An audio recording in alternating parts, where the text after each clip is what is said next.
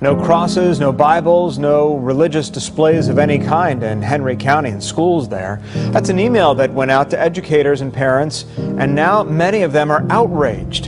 And if we let God back in school and back in the United States of America, He could change it. Josh Moss is angry about an email telling teachers at Henry County schools that they can't display any symbols of their religion. The memo points out no crosses, angels, Bibles. And he's not the only one upset. I just think that you should be able to wear what you want to wear or portray what you want to portray. People have totally misinterpreted this, that this is a new policy, that the board has somehow come up with this hardline measure against religion, and that couldn't be further from the truth. Henry County School spokesman J.D. Hardin stresses this is nothing new, and it's not unique to Henry County. He says the email was only a reminder to school personnel that they must abide by federal laws. Henry County Schools is not anti-religion. We have a very diverse population, but what we do have to keep in mind is that we are mandated by the federal government that we cannot have religious displays on walls and or public property. A former football coach continues to fight for the right to pray at games. Coach Joe Kennedy made headlines when he was fired from a Washington State high school for refusing to stop praying on the 50-yard line after games. In August, Kennedy filed a lawsuit against the school district on the grounds they violated his religious rights. Kennedy also filed for a preliminary injunction that would allow him to coach while waiting on a ruling in the suit. That injunction was rejected, and this week he filed an appeal in Washington, D.C. The former Marine tells CBN News he is simply standing up for the principles he fought to protect. I just want to stand up for, the religious freedoms that everybody's supposed to have. I served our country for 20 years to support and defend the Constitution, and I don't understand how the freedoms that are in the Constitution don't apply to people in America. Well, we are aware that the culture that we've been part of for so many years is beginning to move from being just a post-Christian culture to literally being an anti-Christian culture.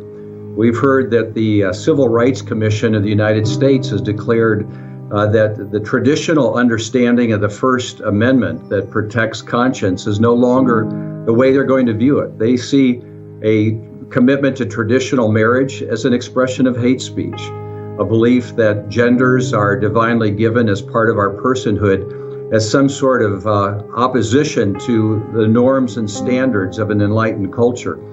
And as we begin to see that taught and then applied in government policy, it's creating a whole new context in the American setting. Students who've studied at seminaries through the past many years have been used to the thought that the church was a value-added contribution to a community. But now what we're seeing is that those that hold to a historic Judeo-Christian worldview are viewed as somehow not worthy of being protected by First Amendment liberties, that they are perpetrators of prejudice and hostility.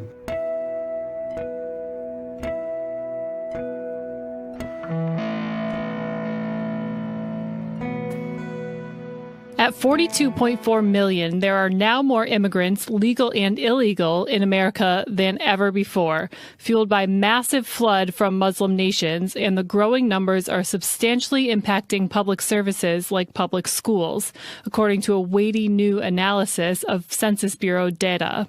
One impact of note, there are 10.9 million students from immigrant households in public schools, accounting for 23% of all public school students, according to the Center for Immigration Studies. Friday is a time for prayer and fellowship at this mosque in Northern Virginia. Anyone need to register to vote? But it's also a time for civic duty. Out of a population of 320 million people in the United States, just over 3 million are Muslim. But that figure is expected to more than double by 2050. Sign here. Getting members of the 15,000 families that attend Dar al-Hijra to register is now part of a national push to make sure 1 million more Muslims are poised to exercise their right to vote in November. Are you registered to vote at the current address? The goal is not just to register voters and to get them out to vote, but to understand that building relationships with our elected leaders is the way to build power. And that's our end goal. Phone number, please. Kamal Boushani says he's voted 3 times since becoming an American citizen. So it's my role to select the person that I find is good for me and good for the country. A sense of personal responsibility that many believe resonates in an ever-growing Muslim community. We're also well represented in swing states. So Virginia, Ohio, Florida, we have large populations of 60, 70, 80, 120,000.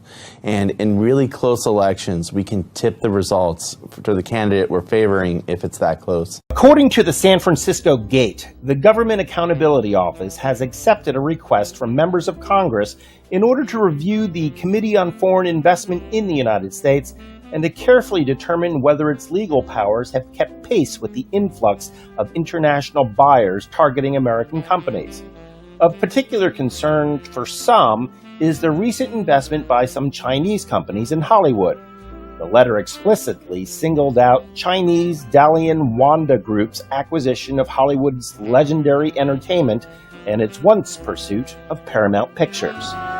Thousands of college students poured out of their dorm rooms to march, chant, I got a balloon for you.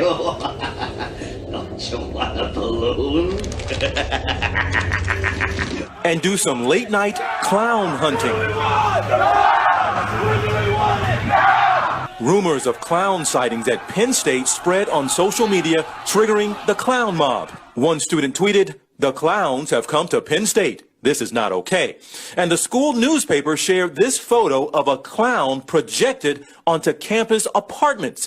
Clown phobia is now sweeping campuses across the country after what authorities are now calling a series of social media pranks gone awry. At Merrimack College in Massachusetts, the campus was on lockdown after a Twitter report of a clown with a pitchfork in a dorm.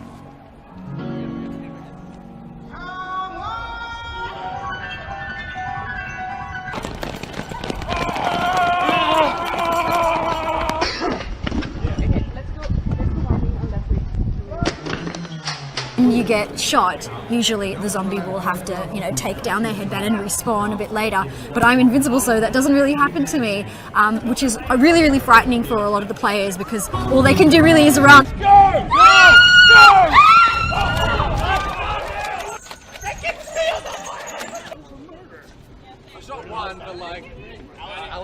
It came out of an idea that we had when we were uni students about how long we could survive in a zombie apocalypse at our university.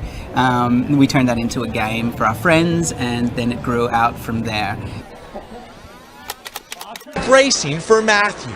Tonight, this is the scramble along the eastern seaboard. I'm preparing, buying rain gear and flashlights. I just came to pick up the generator and some extra fuel tanks, just in case. A run on supplies, lumber, groceries, gas, and water. Today, South Carolina's governor urging over 1 million people to evacuate from coastal communities starting Wednesday. This is not something that we want to play with. If you don't get out in time, you might actually get stuck. And I think that's worst case scenario, is to be stuck on the coast. The evacuation zone covering 100 miles from the shoreline. Many coastal schools closing as residents prepare for 5 to 7 foot storm surges. Make sure we have 3 days worth of food and water, any prescriptions, making sure those are filled. Even the National Guard is at the ready. Hurricane Matthew is twisting its way north, threatening to pound Florida and the Carolinas, all under states of emergency. In Florida, some are streaming to higher ground. Storm surge is coming. We don't want to take any chances. Parts of the Sunshine State already under a hurricane watch. Tonight, it's picture perfect here, but danger is on the horizon and closing in. Kids as young as 8 years old go to learn military tactics at the Park of the Revolution's Children. American and Israeli flags are shooting targets for kids at this theme park in Iran. The point? To instill anti-Western sentiments and promote national pride. Kids wear outfits similar to those worn by Iran's Revolutionary Guards. Groups crawl, shoot, and navigate their way through obstacle course-like sections that resemble Iranian-Iraqi war sites. So, you can go to hell. Mr. Obama, you can go to hell. You better choose purgatory. Experts said on Tuesday, Philippine President Rodrigo Duterte would face major obstacles to following through on his threat to reduce purchases of U.S. weapons in favor of Russian and Chinese arms. This would include retraining a military deeply accustomed to working with the United States. In speeches in Manila on Tuesday, Duterte said that the United States did not want to sell missiles and other weapons to the Philippines. He added that Russia and China had told him they could provide them easily. His comments were the latest in a near-daily barrage of hostility toward the United States. Because of the comments, the long-standing alliance between the U.S. and the Philippines that is important to the U.S. strategy of rebalancing its forces toward Asia and countering an assertive China has been called into serious question. For almost 8 years, you cannot stop me. It is my sacred duty, although it may sound shit to you. ISIS is on the run, but the question is to where? The terrorist group's manpower has reduced in the Middle East. Its troops have also been pushed out of their Libyan strongholds. An ISIS supporter said Libya was a strategic gateway from which pandemonium could be wrought into southern Europe. Their supporter also called Libya the key to other countries, such as Egypt, Mali, and Algeria. President Obama thinks the aftermath of the 2011 Libyan intervention was the worst mistake of his presidency, and it may have helped ISIS. After 2001, Gaddafi supporters fled to Mali with some of his weapons, eventually hijacking smuggling routes. If ISIS can exploit marginalized communities in Mali the way it did in Iraq and Libya, the terrorist group could gain more power. Syrian President Bashar al-Assad says that his country is at the center of the battle against global terrorism, with current developments in his country affecting world politics. In an interview with a Tehran-based Foreign Affairs magazine, Assad hailed Iran for playing a significant role in his nation's resistance against terrorism.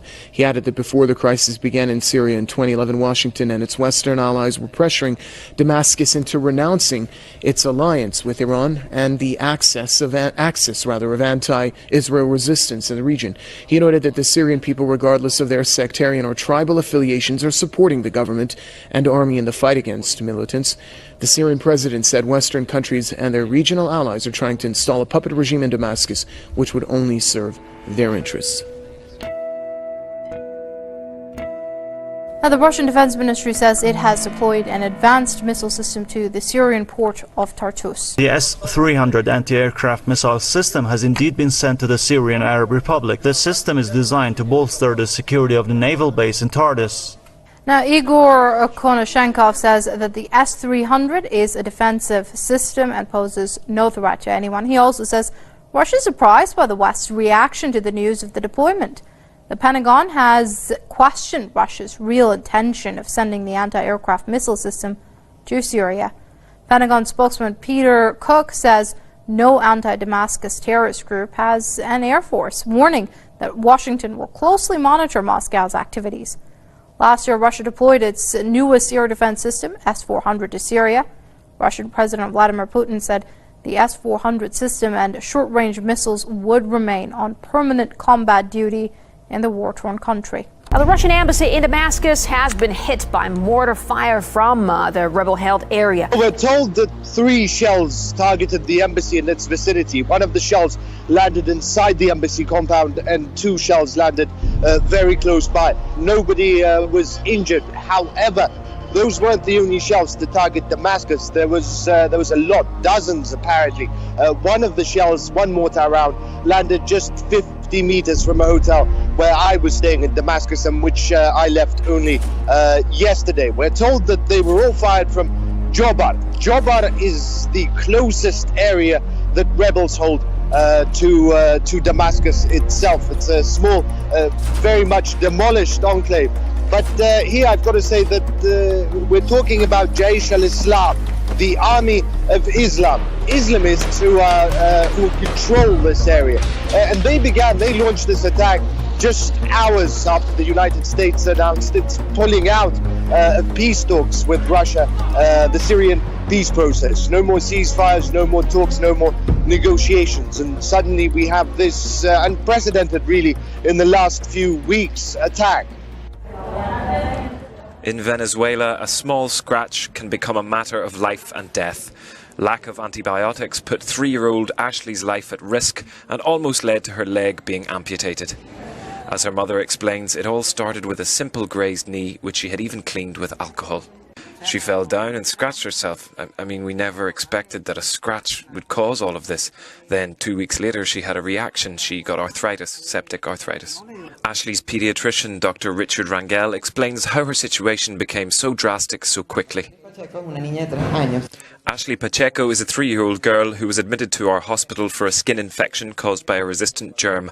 This germ reached her blood. From there, it went to her lungs and caused pneumonia, which subsequently caused an additional infection in her heart and endocarditis. In order to take control of the infection, she should have initially received a course of vancomycin, but she was unable to receive it because no one had the drug. Last spring, Dr. Rangel witnessed the deaths of 5 children in 1 week through lack of antibiotics. Public hospitals have even run out of basic equipment like soap and alcohol. The number of beds has fallen 40% since 2014, and diagnostic facilities are out of service. According to the government, 1 in 3 patients admitted to public hospitals last year died. Flint, Michigan is dealing with yet another crisis. Health officials say the city is fighting an outbreak of a highly contagious stomach illness. It's called shigellosis, and it's not pleasant. People infected with the bacteria can have diarrhea, fever, and stomach cramps. And officials say it's spreading like wildfire in Flint because residents are refusing to wash their hands. Flint residents are still wary of the city's water a year after experts found elevated levels of lead in the supply. And that's convinced many people to forego some basic hygiene practices, even though the federal government has declared the water safe when filtered. The county health director told CNN people aren't bathing because they're scared. Some people have mentioned that they're not going to expose their children to the water again. And as a result, Genesee County, where Flint is, has seen at least 53 cases of shigellosis since October 2015. The city normally only gets about 20 cases per year. Well, over the weekend, Deutsche Bank customers were restricted from cash withdrawals due to a, quote, IT outage. That's a convenient excuse. Zero Hedge reports, as Reuters and Handelsblatt reported as well, the bank, Deutsche Bank, has suffered a further blow to its image over the weekend with a third IT outage in the space of a few months on Saturday. Well, apparently this latest outage, or maybe they just shut down their computers altogether to prevent the bank runs that were happening just before the weekend. Handelsblatt adds, quote, that among rumors about state aid, okay, this is now about the bailout, among rumors about state aid, the dramatic fall in its stock price, and the attack by hedge funds on the most important domestic bank, now come reports of a new IT glitch. Customers cannot access their cash because it's blocked, according to a customer who complained. I'm stunned. I can't make weekend purchases since I can't get neither cash nor pay by card. So, what do you think? It was planned? Or do you think it was a true IT glitch? Do you think they're trying to stop and block the bank runs?